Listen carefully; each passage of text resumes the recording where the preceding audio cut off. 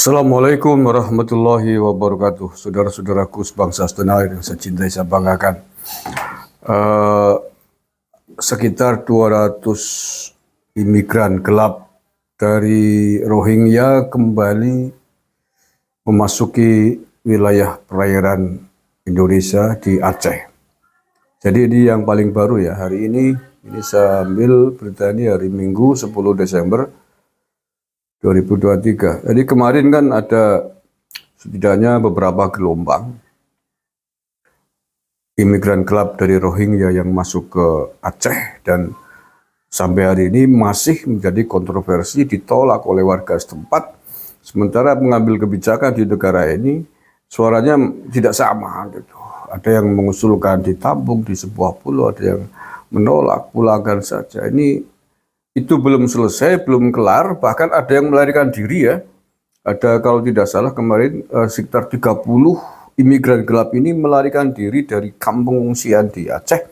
Entah kemana, tujuannya apa, ada sindikat yang mengelolanya, ada pihak yang dibayar untuk sengaja agar pengungsi atau imigran gelap, pengungsi gelap dari Rohingya ini melarikan diri. Beberapa di antaranya orang yang terlibat sudah ditangkap polisi. Ini masuk lagi, hari ini sekitar 200 imigran gelap Rohingya. Ini gawat ini.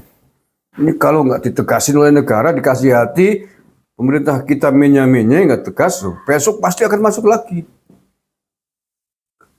Lah ya, besok masuk lagi karena merasa dikasih hati.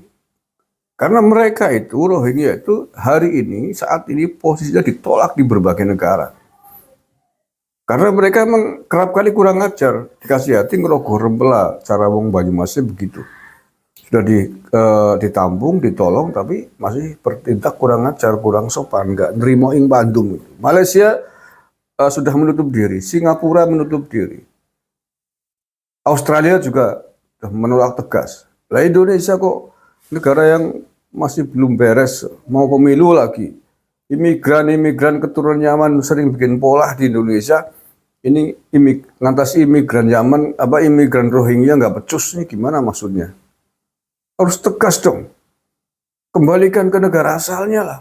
Ya negara asal imigran Rohingya ini mana? Myanmar atau Bangladesh? Kembalikan aja. Apa urusannya dengan kita? Kalau ada apa-apa ya kalau pintar ngatasi. Kalau ada apa-apa mereka bikin gaduh. Aparat sempat pemerintahan sempat aja bingung gimana. Satu, yang kedua, kalau kemudian karena merasa dikasih hati pemerintah kita tidak tegas menye-menye menghadapi imigran gelap ini, dimanfaatkan oleh pihak lain yang punya kepentingan jahat kepada negara ini. Mau apa coba? Mereka berbaur menyusup melalui imigran Rohingya ini. Katakanlah imigran dari Yaman misalkan, yang di sana juga ada jutaan orang sengsara akibat perang saudara, akibat konflik politik, yang sama-sama juga sedang merindukan tempat yang aman, nyaman. Kalau kemudian mendengar ini, sementara di Indonesia sudah banyak imigran, keturunan imigran Yaman, hidup makmur, dipuja-puja, disembah-sembah, diciumi tangan kakinya. Ada yang ngomori bahwa ini adalah pintu Tarim milik Yaman. Coba mau apa coba? Ini nggak boleh dianggap sepele loh yang kayak gini-gini. Ini harus sikapnya tegas ini. Ya ini pantas saja kalau kita nggak bersikap tegas, akhirnya yang lain ikut nyusul berbondong-bondong ke sini. Sekitar 200 pengungsi Rohingya mendarat di pantai desa Blang Raya, Kecamatan Muara III, Kabupaten Pidi pada hari Minggu 10 Desember hari ini ya. Saat ini mereka masih berada di tepi pantai dan belum diizinkan beranjak ke lokasi lain. Panglima Laut Aceh Miftah Cut Adek membenarkan adanya pengungsi Rohingya yang kembali datang ke Pidi. Ini merupakan kapal ke-7 sejak pertama kali datang pada pertengahan November 2023 yang lalu. Ke-7, rombongan ke-7. Enggak, ini mohon maaf sebelumnya, yang saya nggak habis pikir loh. Mereka itu orang pendatang dari luar negeri, imigran gelap. Kemudian dengan enaknya bisa mendarat di perairan kita, di pantai kita, di daratan kita. Ini menurut saya kok nggak masuk akal kok. Bagaimana bisa begini itu loh. Dengan mudahnya daratan kita diinjak-injak, dimasuki oleh pendatang imigran gelap dari negara lain. Sungguh nggak masuk akal ini. Apakah di negara lain juga begitu? Apakah negara lain kalau kita misalkan naik kapal bareng-bareng orang-orang Indonesia, katakanlah mau jadi TKI di Malaysia misalkan, pakai rombongan kapal kayak rombongannya imigran gelap Rohingya ini ke Malaysia, apa tiba-tiba kemudian bisa langsung mendarat di Aceh sana? Kalau misalkan bisa tanpa diketahui oleh polisi di Aceh, aparat di Malaysia.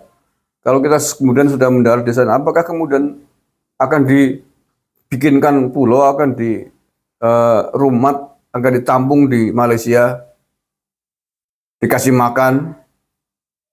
Kira-kira begitu enggak? Ya enggak lah, pasti di penjara, ditangkap. Maksudnya apa kamu kesini? Ini migran gelap ini. Pasti di penjara. Bila di Indonesia ini ditampung, dikasih makan. Yang dikasih makan malah nggak beres, nggak bersyukur, katanya ngenyang gitu ya. Dikasih tempat tinggal macem-macem. Loh ya, Jiglongan Sarawang Banyumas.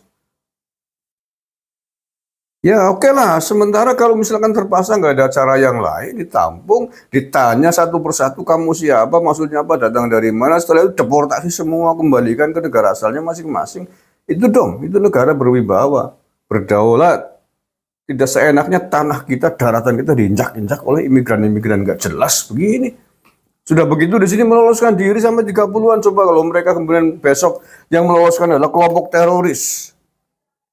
Mereka dibayar, kemudian dilatih untuk bikin bom ini mau pemilu misalkan.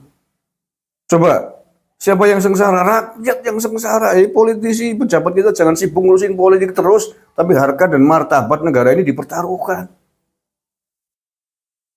Ya politik, tapi harga diri bangsa negara ini jangan kemudian juga diabaikan. Terus ada yang nangani masing-masing. Negara kok begitu, ini kesannya kan lemah sekali negara kita, lu nggak ada wibawanya sama sekali. Ada pengungsi imigran, kelas imigran dari Rohingya, bisa lolos 30 orang. Seolah-olah tuh nggak ada secure-nya sama sekali negara ini gitu loh. Kalau ya Karim. Terima kasih. Assalamualaikum warahmatullahi wabarakatuh.